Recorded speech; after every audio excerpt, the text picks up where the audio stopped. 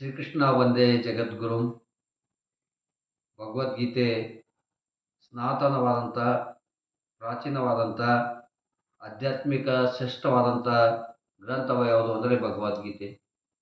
ಭಗವದ್ಗೀತೆ ಅಂದರೆ ಏನು? ಭಗವಾನ್ ಶ್ರೀಕೃಷ್ಣನ ಸಂದೇಶಗಳು, ಶ್ರೀಕೃಷ್ಣನ ಉಪದೇಶಗಳು, ಶ್ರೀಕೃಷ್ಣನ ಮಾನವ ಕಲ್ಯಾಣದ ವಿಚಾರಗಳು ಒಳಗೊಂಡಂಥ ಸಮಗ್ರವಾದಂಥ ಗೀತೆ ಯಾವುದು ಅಂದರೆ ಭಗವದ್ಗೀತೆ.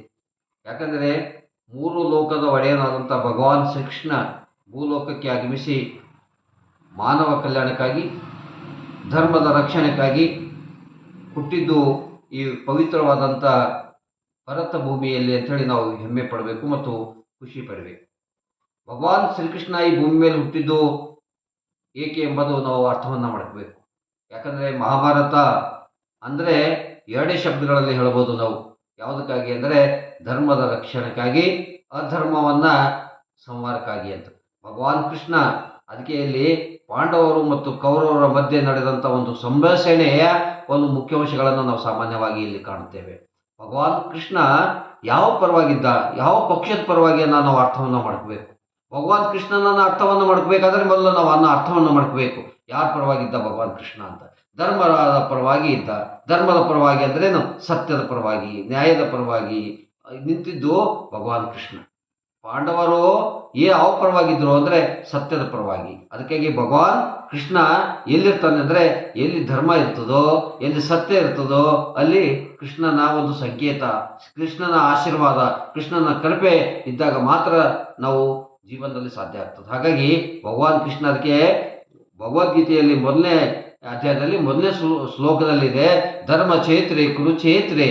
ಅಂದರೆ ಎಲ್ಲಿ ಧರ್ಮಕ್ಷೇತ್ರೆ ಮತ್ತು ಕುರುಕ್ಷೇತ್ರೆ. ಕುರುಕ್ಷೇತ್ರದಲ್ಲಿ ಭಗವಾನ್ ಶ್ರೀಕೃಷ್ಣ ಅರ್ಜುನಿಗೆ ಹೇಳಿದಂಥ ಉಪದೇಶಗಳು, ಹೇಳಿದಂಥ ಒಂದು ಸಂದೇಶಗಳನ್ನು ಒಳಗೊಂಡಂಥ ಸಮಗ್ರವಾದಂಥ ಭಗವದ್ಗೀತೆ ನಮ್ಮ ಸನಾತನವಾದಂಥದ್ದು, ವಿಶೇಷವಾಗಿ ಭವ್ಯವಾದಂಥ ಭಾರತದ ಅತ್ಯಂತ ಪವಿತ್ರವಾದಂಥ ಆಧ್ಯಾತ್ಮಿಕವಾದಂಥ ಗ್ರಂಥವನ್ನು ನಾವು ಭಗವದ್ಗೀತೆ ಅಂತ ಕರಿತೇವೆ. ಭಗವದ್ಗೀತೆ ಅಂದರೆ ಭಗವಾನ್ನಿಂದ ಬಂದಂಥ ಒಂದು ವಾಣಿಗಳನ್ನು ಒಳಗೊಂಡಂಥ ಗೀತೆ ಭಗವದ್ಗೀತೆ.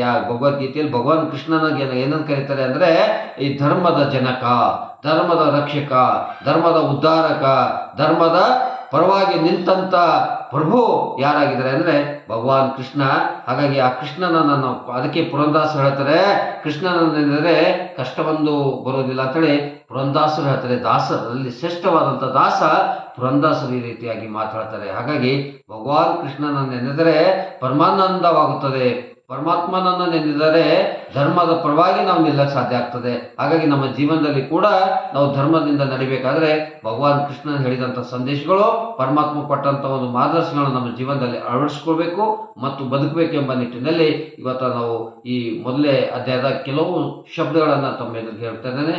ಪರಮಾತ್ಮ ಅಂದರೆ ಕೃಷ್ಣ ಪರಮಾತ್ಮ ಅಂದರೆ ಆ ನೂರಾರು, ಅದಕ್ಕೆ ಕೃಷ್ಣ ಭಗವದ್ಗೀತೆಯಲ್ಲಿ ಎಲ್ಲ ಮುಂದೆ ಹೋದಾಗ ಬರ್ತದೆ, ಸಾವಿರಾರು ಕೋಟಿಗಳ ಸೂರ್ಯನಕ್ಕಿಂತ ಆ ಶ್ರೇಷ್ಠವಾದಂಥ ಒಂದು ಶಕ್ತಿ ಯಾರು ಅಂತಂದರೆ ಭಗವಾನ್ ಶ್ರೀಕೃಷ್ಣನಾಗಿದ್ದಾನೆ. ಹಾಗಾಗಿ ಈ ಸಂದರ್ಭದಲ್ಲಿ ಭಗವಾನ್ ಕೃಷ್ಣ ತಮ್ಮೆಲ್ಲರಿಗೂ ನಮಗೆಲ್ಲರಿಗೂ ಒಳ್ಳೆಯದನ್ನು ಮಾಡಲಿ ಎಂಬ ಮಾತಿನೊಂದಿಗೆ ಮತ್ತೊಮ್ಮೆ ಈ ತಮಗೆ ಎರಡು ವಿಚಾರಗಳನ್ನು ಹೇಳ್ತಾ ಇದ್ದೇನೆ. ನಮಸ್ಕಾರ. ನಾನು ಓಂ ಪ್ರಕಾಶ್ ದಡ್ಡೆ. ನಮಸ್ಕಾರ.